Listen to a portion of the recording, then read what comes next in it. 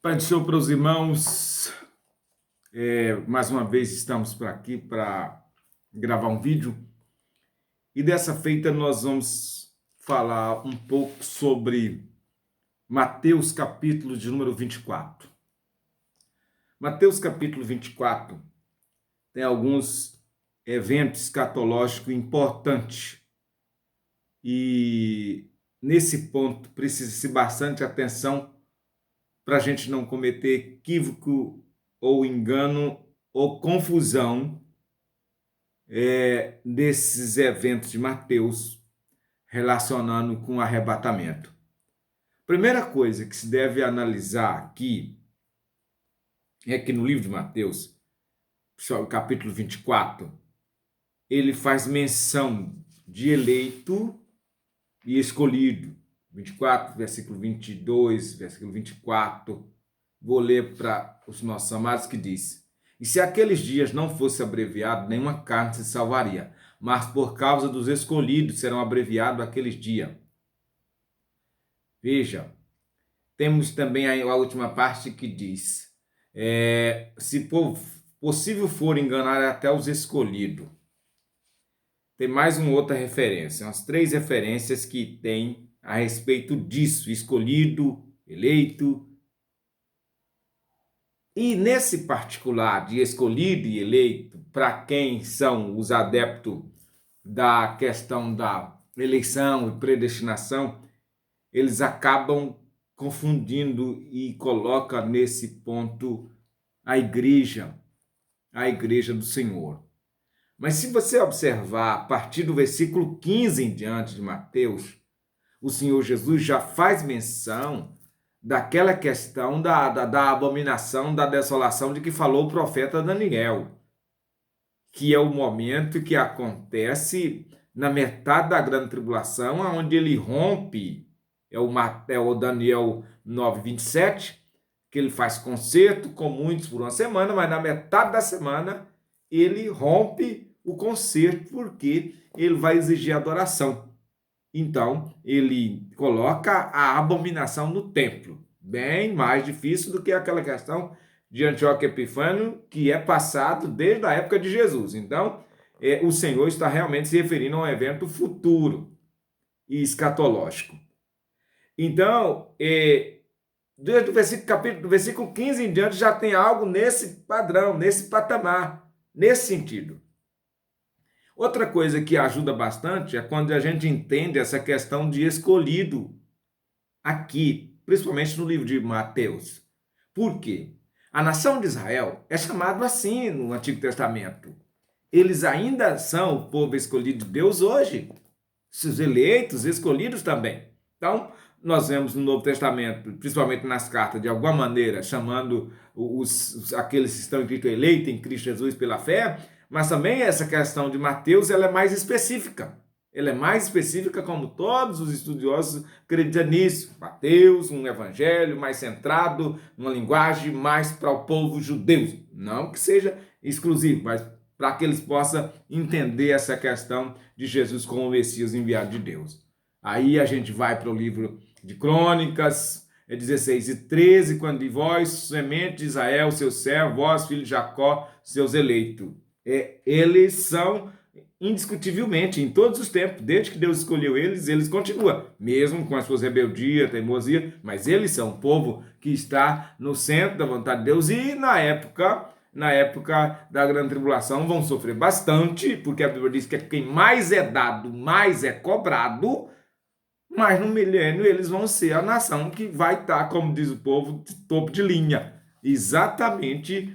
Em Jerusalém vai ser a capital do reino. Aí nós vemos Salmo 105:6, quando diz que filho de Jacó, seus escolhidos. Nós vemos o Salmo 106:5, quando diz o seguinte: porque eu vejo o bem de teus escolhidos, para que eu me alegre com a alegria do teu povo, para que me regozije com a tua herança. E ainda temos essa questão de Isaías também, 45:4. Então, quando se entende que Mateus 24, quando está falando eleito e escolhido, está se referindo ao povo de Israel, fica mais fácil de compreender. Você começa a descobrir a chave do segredo dessa revelação aqui. Aí 24 diz, como relâmpago sai do Oriente e mostra no Ocidente, assim será a vinda do Filho do Homem. Muito bom. Nós acreditamos, como pré-tribulacionista, que esse fato acontecerá, mas já a igreja não estará mais aqui. E aí observa não somente essa frase, mas é preciso analisar o contexto. O que acontece em seguida? Veja, logo o versículo 28 diz, por onde estiver o cadáver se ajuntará as águias. Está falando de cadáveres, e uma questão que vai ter muito morto e que as aves do céu vão comer, são convidadas a banquetear-se, é no Armagedon, no final da grande tribulação. Veja, prossegue ainda aqui, ó, logo depois da aflição daqueles dias, versículo 29. Logo depois da aflição daqueles dias, o sol se escurecerá e a lua não dará a sua luz, e as estrelas cairão do céu, as potências do céu serão abaladas. Então aparecerá no céu o sinal do Filho do Homem, e todas as tribos da terra se lamentarão e verão o Filho do Homem vindo sobre as nuvens do céu com poder e grande glória. Tem outros 3, 4 versículos parecidos, tanto no livro de Joel, capítulo 2, versículo 31, a aflição daqueles dias, o sol, essas coisas também. Mateus, Atos dos Apóstolos, capítulo de número 2, versículo 20. Como também Apocalipse, capítulo 6, logo na abertura do sexto selo, acontece algo que se encaixa onde o sol e lua escurecem, essa passagem se encaixa perfeitamente aí. Porém, nós poderíamos buscar o contexto aqui de Mateus, né, ainda no versículo 30, que então aparecerá no céu o sinal do Filho do Homem, todas as tribos da terra, não diz que serão transformados, não diz que a ressuscita, não diz que sobe, não, diz que se lamentam, e diz que vê o Filho do Homem vindo sobre as nuvens do céu com poder e grande glória. E veja aí a sequência, e ele enviará os seus anjos com rijo clamor de trombeta, os quais ajuntará os seus escolhidos desde os 4 ventos de uma e de outra extremidade do céu. Mas aqui não diz que ajunta para levar, aqui não diz que não fala de ressurreição, aqui não fala de transformação e aqui não fala de arrebatamento. Tem bastante diferença de 1 Coríntios 15, 51 em diante, como também de Tessalonicenses 4, 15 em diante. Porque lá diz de ressurreição, lá diz de mortos-vivos transformados, lá diz de ser levado para arrebatado, especialmente em Tessalonicense, e lá diz que quem toca a trombeta é o mesmo Senhor que desce do céu. Aqui diz que é os anjos que saem ajuntando, lá não precisa sair ajuntando, lá o povo ouve a sua trombeta, esse mesmo povo, ao ouvir um processo, acontece a tal da metamorfose, a transformação dos corpos vivos, e os que morreram em Cristo, ou que dormiram em Cristo, ressuscitarão recebendo os corpos gloriosos e subirão para encontrar o Senhor nos ares. Totalmente diferente com essa narrativa daqui, não é? Aqui não fala de transformação, isso se encaixa perfeitamente com o finalzinho da grande tribulação, com o capítulo 19 de Apocalipse, onde ele vem, livra Israel, capítulo 14 do livro de Zacarias, coloca os pés sobre o Monte das Oliveiras, vence a batalha do Armagedon, escolhe, manda juntar os israelitas que fugiram de Jerusalém, ai das grávidas, ai das que amamentam, tomara que essa coisa não aconteça no sábado. Por quê? Porque se a invasão, se o cerco acontecesse no sábado, se as grávidas tiverem dificuldade para correr, se você estiver na roça, não volta para cá, se estiver no telhado, não desça para pegar nada, fuja, porque Jerusalém vai estar cercada mais uma vez.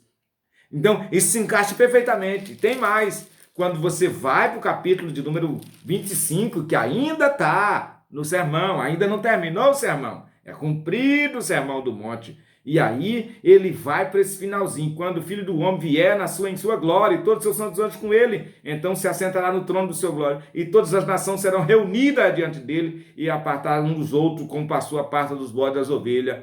Aí é que chega aquela hora que vai dizer, olha, os que tiverem à sua direita, nesse caso já não é os escolhidos de Israel, que já é outro caso, esses aqui, os que vai ficar à direita, aqueles que ajudaram, aqueles que beneficiaram, aqueles que de alguma maneira ampararam a nação de Israel nessa correria deles, Porque depois ele vai dizer, olha, quando eu estava nu, você me vestiram, quando eu estava forasteiro, estava preso, foste me ver, estava com sede, deste de comer. Tá. Aí ele disse, como, Senhor? Quando nós fizemos isso para o Senhor? Quando? Diz, quando você fizer a um desses meus pequeninos irmãos, a mim vocês me fizessem.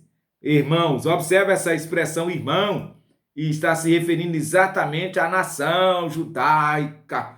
Então, quem beneficiar, quem ajudar os israelitas de alguma maneira, o Senhor, então, vai recompensar. E observa que o texto, ele diz aqui, ó, então respondeu o rei e dirá, em verdade vos digo que quando fizeste a um desses meus pequeninos irmãos, a mim me fizeste. Versículo 34, então dirá o rei aos que estiver à sua direita, vinde bendito meu pai, possua por herança o reino que vos está preparado desde a fundação do mundo. Não diz assim, vinde, vamos subir para o céu, vamos para o arrebatamento. Não, reino, e reino é no final da grande tribulação, que inicia o reino milenial de Cristo. Ele convida essas pessoas que, de alguma maneira, beneficiaram a nação de Israel, os escolhidos, meus pequeninos irmãos, eles serão bem-aventurados, eles serão recompensados por isso. Só usa muito esse texto para a questão da assistência social e tudo, mas ele tem uma referência, um potencial escatológico com essa questão